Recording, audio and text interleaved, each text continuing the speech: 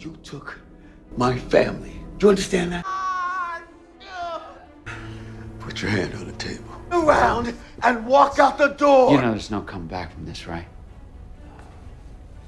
This is Boyd Stevens. For 3 seasons, he was the hero of From, the protector, the father figure, the man who held a community together with his bare hands. And this is the moment he became his villain. Remember this man, Boyd Stevens, former military. Leave no man behind. Sheriff of a town that shouldn't exist. He didn't ask to be a leader, but when people needed help, he stepped up. He built their defenses. He organized their survival. Constantly rotating.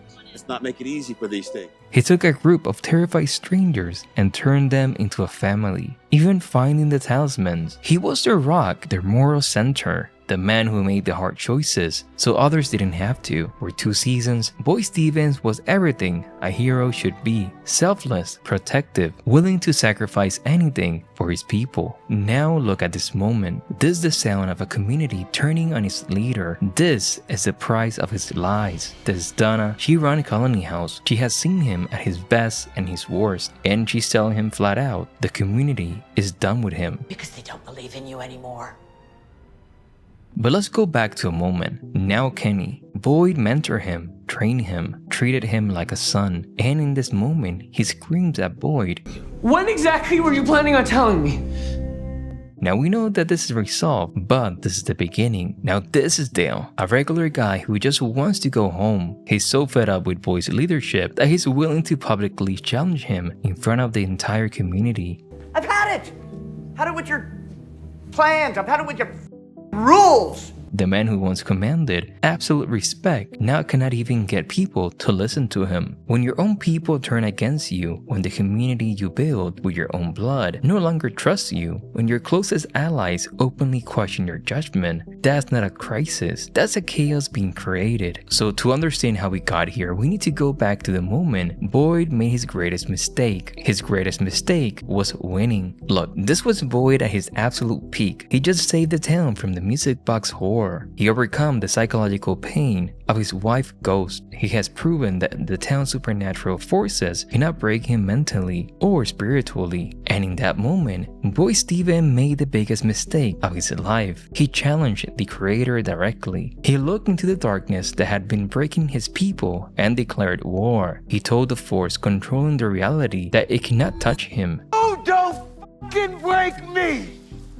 He threw down the gauntlet and told it to try harder. And the darkness heard him. It took notes, and it realized something Boyd didn't. If you cannot break a man directly, you break everything he loves and make him watch. The response was immediate, personal, and horribly calculated. Boyd found himself completely powerless, trapped, forced to watch Tian Shen, one of the town's most innocent and beloved residents, slowly killed right in front of him. This was not a random attack. This was a direct response to Boyd's challenge, and just the beginning. The darkness was telling him, you think you're unbreakable? Fine, but let's see how you handle watching everyone you care about suffer because of your arrogance. What followed was a masterclass in a chess game. The town didn't just try to kill Boyd or drive him insane. It did something far more cruel. It destroyed his world while leaving him conscious enough to feel every loss. First, it corrupted his family from the inside.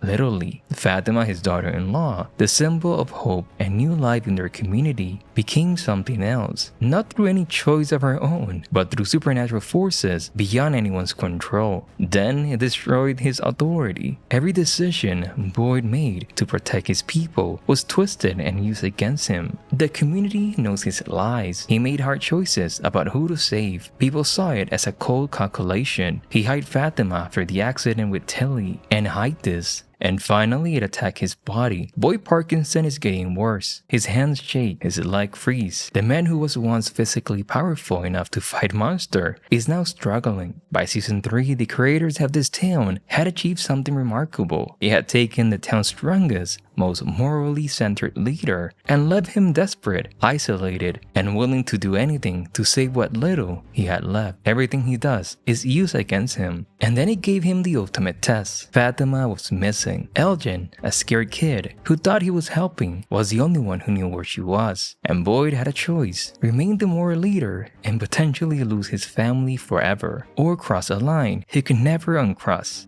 This is that choice. Look at Boyd's face. This is not the expression of a villain enjoying his power. This is the face of a man who's already feeling dead inside, doing something that's killing what's left of his soul. 3 simple words.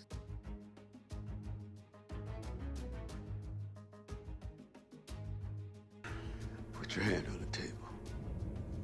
That is the complete moral collapse of a hero. Boyd is not angry. He's not cruel. He's doing this like a necessary thing. For 3 seasons, we watched the monsters of From hurt people in the dark. They smile while they did it. Boyd doesn't smile. He doesn't enjoy this. Because when the monsters hurt someone, we can hate them. They're evil, but when Boyd hurts Elgin, we cannot hate him the same way. We understand his desperation. We feel his pain, and that understanding makes us part in what he's doing. When Fatima killed Tilly, Father Catherine's ghost sees what Boyd cannot. That you weren't gonna let this place break you. You do this place is one. He's not protecting the community anymore. He's protecting his own. He's become exactly what he's always fought against: someone who puts their personal interests above the greater good. Now look at his expression. For just a second, you can see him realize what he has become. But he's too far gone to stop, too desperate to care. There's something as well that just happened with Sarah. But the man who once said, To get through this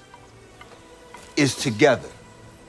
we look out for each other, is now willing to destroy anyone who gets between him and his family, including Elgin. This is what victory looks like for the real villain of From. Not death, not destruction, complete corruption of everything good. The villain, the darkness, didn't just break Boyd Stevens, it turned him into a weapon against his own people. What's going to happen when they know what he did? Boyd's desperate attempt to name Kenny as his successor is not just planning, it's the first shot of this moment. Boyd has created now a new faction, those who will follow his chosen heir, and those who will follow Acosta, the newcomer. The man who once held his community together with his moral authority is now the reason it's falling apart, and I imagine it's gonna be worse in season 4. Every relation he has built, every bond of trust he created, every moment of unity he created as well, is all being poisoned by what he's become. And the most tragic part, he did it all for love. Every terrible choice, every moral compromise, every step forward, it came from his desperate need to protect the people he cared about. Now Boyd Steven is not evil, he's something far more dangerous. He's a good man who was systematically broken by a force that understood his greatest weakness. It was not his fear, his anger, or his pride. It was his love. Every choice that led him to that room with the hammer was made from love. Love for his son, love for Fatima. The villain weaponized this against him and turned his greatest strength into his ultimate weakness. Now, in a way, he's dying. His body's falling apart. His mind is haunted by the choices he has made and just made. And I imagine the community he's built with his own blood is not gonna trust him anymore in season 4. He saved them from the monsters outside, only to become the monster within. If the town could break him, if it could turn him into this, then he can break anyone. The question is not whether Boyd can find redemption, because we know he will. Question who's next, because now we know the villain's strategy. It doesn't attack your weakness, it corrupts your strength. It doesn't make you evil, it makes you desperate enough to choose evil. And the most terrifying part, we understood every choice he made. We felt his desperation. We sympathize with his pain, which means that under the right circumstances, with enough pressure, with everything we love at stake, we might make the same choice that he did. The monster was never outside the walls. It was inside the man who we trust to help us. And that monster looked exactly like a hero who's run out of options. But if you want to know more, check out this video on my theory on who the writer and how From is a book.